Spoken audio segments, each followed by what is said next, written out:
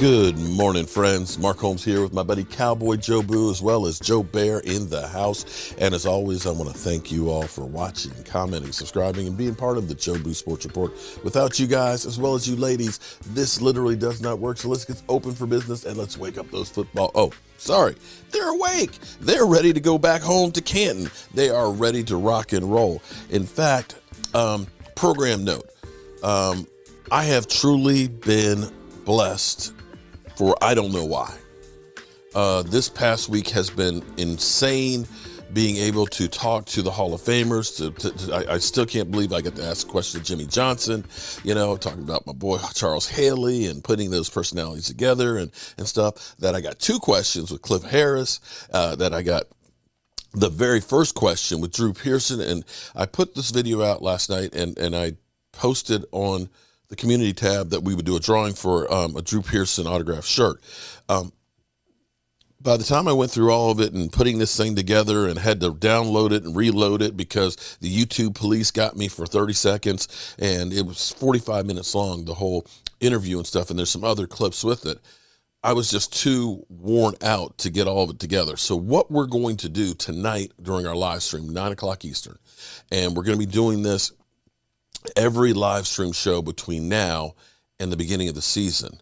At the autograph signing show, I ended up getting Drew Pearson's autograph, Tony Dorsett, Randy White, Tony Hill, Butch Johnson, autographed on merchandise, and of course we have the Joe Bardys. We will be doing giveaways every single live stream, everyone. Anybody who becomes a channel member and anybody who does a super chat are entered, and that started from Friday last week and continues until the season opener. And because I didn't do the drawing last night, we're going to kick this thing off right. My man Hawk 215, I met him. I thought he was actually an Eagle fan, but he lost a bet. He lost the bet and had to pretend to be an Eagle fan, trolled the hell out of me. He gave me this football and said, I want you to give this to one of the fans. And so what I did, I got this autographed by Drew Pearson. Drew Pearson, Hall of Fame 2021. So tonight we're going to give this one away as the way to start out and to say thank you to you guys. I always believe, they always say that nice guys finish last. I don't believe that. Talking to these guys, it's a wealth of knowledge. It's just insane. I posted the video last night. It's called Drew Pearson's Football Life with Joe Boo, and I have some clips of the times that I've actually had the honor of meeting and spending some time with Drew Pearson, and I think that is pretty good and stuff, and I hope you guys will watch it because you'll find out some things that you may not have known. That, for example, Drew Pearson's first catch in high school was a 61-yard touchdown thrown by Joe Theismann. Whoa, dude. That just literally blew my mind away. And listening to Drew Pearson, understanding that, where he came from and where he ended up, it's an incredible story. And just listening to Jimmy Johnson and listening to Cliff Harris, you get a window into football because, see, football it's a crazy sport. And yesterday, I was in with John Lynch's thing. I didn't get called on it, and it's okay because I got my Cowboys. I've been blessed to even just be able to sit in these things. And somebody asked him about Richard Sherman in a situation because, of course, he was with him with the 49ers, and he said they've reached out to his family and things and hope that everything works out. But it's actually amazing because when I was talking about this yesterday morning with what's going on with Richard Sherman, I had said that you start out playing football in most cases as a little kid, and they look at you and say, you're really good, and you're a high school phenom, and all of these universities want you to come play for them. They're offering you scholarships and everything else, and you go there, you're on the big stage and things, and then all of a sudden, you're drafted and you're an NFL player. That your whole life has been football. The bright lights, the attention, and the things like that. And then all of a sudden, it ends. Or the end is near. And you have to think about Richard Sherman, who, was at the pinnacle. When you think about the Legion of Boom and the Super Bowl championship and the garbage ass wide receivers and being there and being that guy, going to San Francisco where he's had 2 injury plagued seasons, has been released. And here it is. We're 2 weeks away from training camps opening and you don't have a team. And the depression, the anger, and the unknowns that go through. I don't know what's going on with Richard Sherman in his mind, but this is where John Lynch even touched on it in things. As he said, having been coached by Tony Dungy, having, John Gruden and Mike Shanahan, of seeing all these different players and having his career and leaving that and going into the booth for a while and then becoming an NFL executive, he's still part of it. Most players don't have that role. A lot of them, once they're done, they're done. And when you think about a guy like Marion Barber, who's having hard times dealing, who's no longer in the spotlight, who was, a flash in the pan in the grand scheme of this 101-year league, it's hard to deal with. And I hope that Richard Sherman can get help. There's more and more that's coming out because in the end, media wants everybody to, look at their stuff and click on it and things to get their own high and satisfaction. There's the Ring doorbell video of him banging on the doors and things. And, he looks inebriated and mad and everything else. And I'm sure that most of us have had times where we've lost control, where we've done some things that we don't want other people to know about. But because we're not that guy that's famous, nobody bats an eye about it. The only difference between Richard Sherman and you and me is he's Richard Sherman, and everybody says, I can get paid because we've got him doing some stupid stuff. And I pray that he can get that stuff together because, there's football and then there's the rest of your life. And the rest of your life is more important. So I have been blessed with the honor of talking with these guys and things. And next Tuesday, our team heads to Oxnard.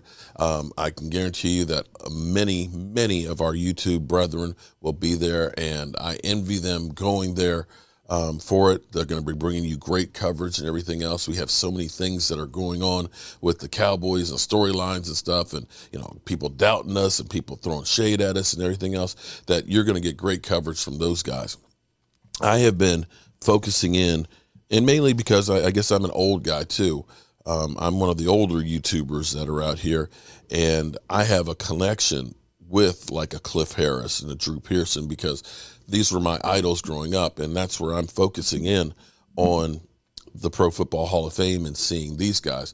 And I can guarantee you one thing, that you will get coverage like you have never seen from a YouTuber on an event. I can guarantee you that, because over the course of the next 3 weeks, I am going to bust my ass to do anything and everything possible to make sure that you feel like you are there.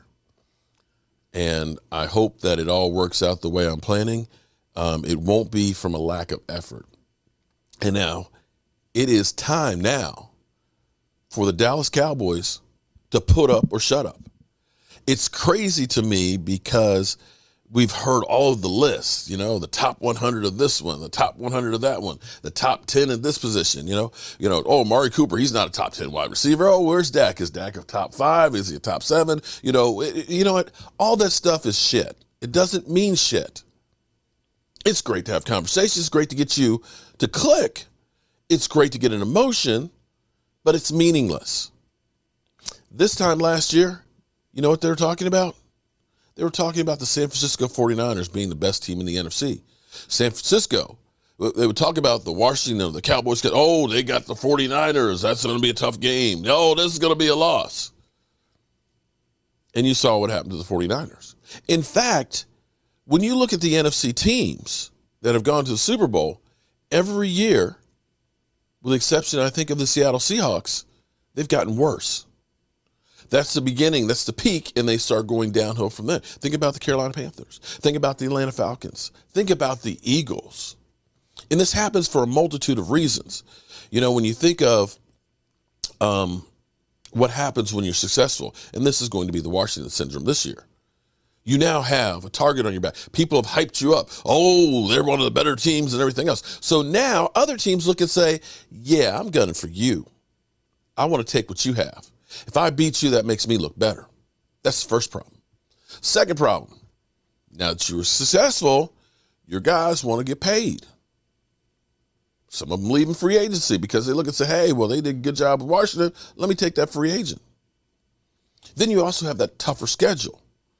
So instead of having that, bottom basement schedule, you play with the big boys.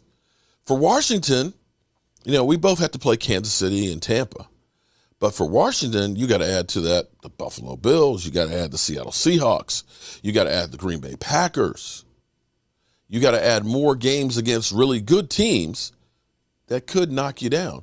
And in the NFC East, sometimes a game or two can be the difference of being number one or third. And also, you start to believe the own hype. Now, those teams that have had a down year, they get higher draft picks. People don't think about them as much. They get an easier schedule. So instead of us playing Buffalo, we play New England, although New England will probably be a little bit better.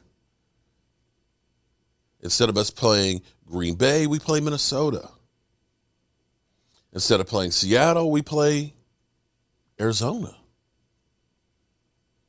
These are all things that contribute to half of the teams that were in the playoffs the year before not being in the next year. Yet, the media doesn't seem to remember that. They take and say, oh, well, this team was a playoff team last year. They're going to go, oh, Buffalo, they were great last year. They're going to Super Bowl this year. Josh Allen's going to be MVP. I'm betting that New England's going to have a lot to say about that. New England now has a cushier schedule. Right? Cushy schedule. New England, higher draft picks. They had a lot of them.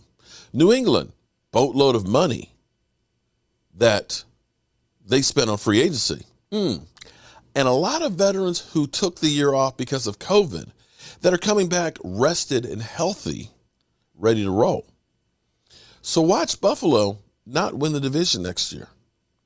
Watch Washington come back down to earth. Watch Green Bay in a transition year with Aaron Rodgers' situation. But for everybody who's been dissed and dismissed and thought of as not the guy, it's time to put up or shut up. With that being said, I'm running behind because I got to get my behind to my therapist.